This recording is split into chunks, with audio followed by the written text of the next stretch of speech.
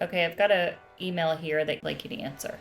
It says, I'm curious about your views on whether a lease with the intent to buy at end of lease is a better deal over a purchase. I'm thinking that with expensive luxury vehicles that can depreciate quickly, the lease with intent to purchase would be better, as the sales tax paid would only be on the value of the car at the end of the lease, whereas a purchase would require paying sales tax on the full sale price of the car. This is how I bought my current vehicle, an Audi S5. The car was 70K new, but I released it for 3 years, then paid cash to keep it at the end. I only paid sales tax on the 37K residual value of the car at the end of the lease. The car was actually worth more than that due to the crazy used car market. Was this smart or did I blow it? I'm considering picking up a 2025 BMW M4 Competition X Drive at the end of the year. Any idea of my chances of getting a good deal? Is it true that placing an order from the factory can actually be cheaper than buying a car already on the dealer lot? The first thing that I want to address here is the fact is of leasing and then buying at the end as if that somehow saves you on sales tax.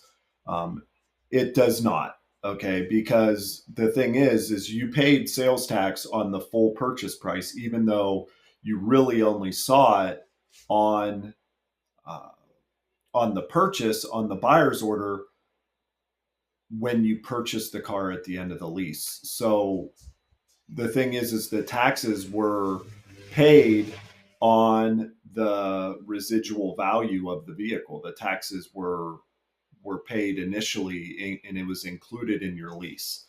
So 99.9% of the time, leasing is going to be the most expensive option. You're not getting any better of a deal with leasing it and then buying it at the end of the lease. And you certainly are not saving on sales tax because you're paying sales tax on is included in your payment and it's included in the first part of the lease. Okay. And then if you buy it at the end, then you pay sales tax on the remaining amount, which is called the residual value. So you're still paying the same amount of sales tax regardless. You're not saving any money on sales tax when leasing compared to buying. And I mean, just think about it. What a lease is you're renting the car from the finance company. So the way that they get their numbers, okay, is they're estimating the value of the vehicle at the end of the lease, and that is your residual amount that you need to buy. Typically, if you want to lease, you want a higher residual value, okay, meaning you only pay for the depreciation of the vehicle, okay, and in that case, okay, the amount that you owe if something has a high residual value, the amount in your amount to purchase it at the end is going to be higher. But your payments in the beginning are going to be lower because you're only paying for the depreciated amount. There's still overall, if you plan to buy it, there's still no benefit in leasing compared to just buying it up front. The only way that that would ever work out is if the company that does your lease, the finance company that does your lease, okay, estimates the residual value to be a number. And then at the end of the lease, the actual value of the vehicle is a different number than that. But still, in the end, you're paying the same amount for the vehicle, whether you're leasing it or you're buying it. The difference is really the finance cost involved. Okay. And unless you can know what the future holds, okay, you can't know what's a better deal, okay, unless you knew where the market was 3 years from now. And so 99% of the times, the banks and the finance companies are very good at estimating these things. And 99.9% of the time, it's more expensive to lease than it is to purchase the same vehicle. So I would say, number one, no. In most cases, I do not recommend leasing.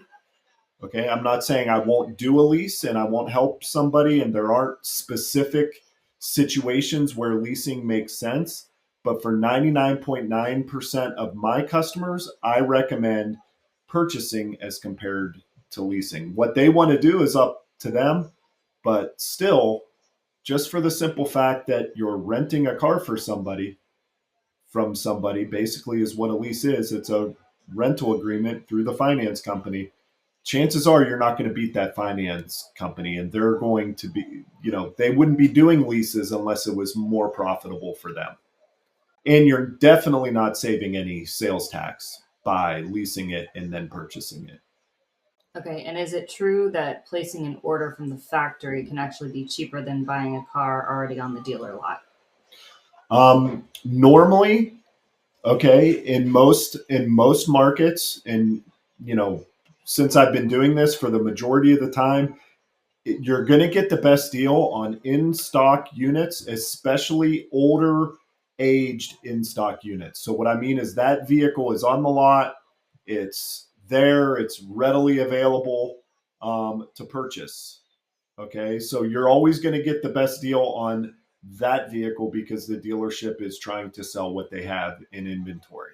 But what I have seen is, and especially with vehicles that are in low supply, okay, sometimes it does make sense to purchase, and you can actually get a better deal on a purchase of an order or a unit that is incoming that is not in stock. You can actually get a better deal on one of those than something that is in stock because the dealerships are marking the vehicles that they have in inventory and they have ready on the lot. They are marking those vehicles up and charging a market adjustment.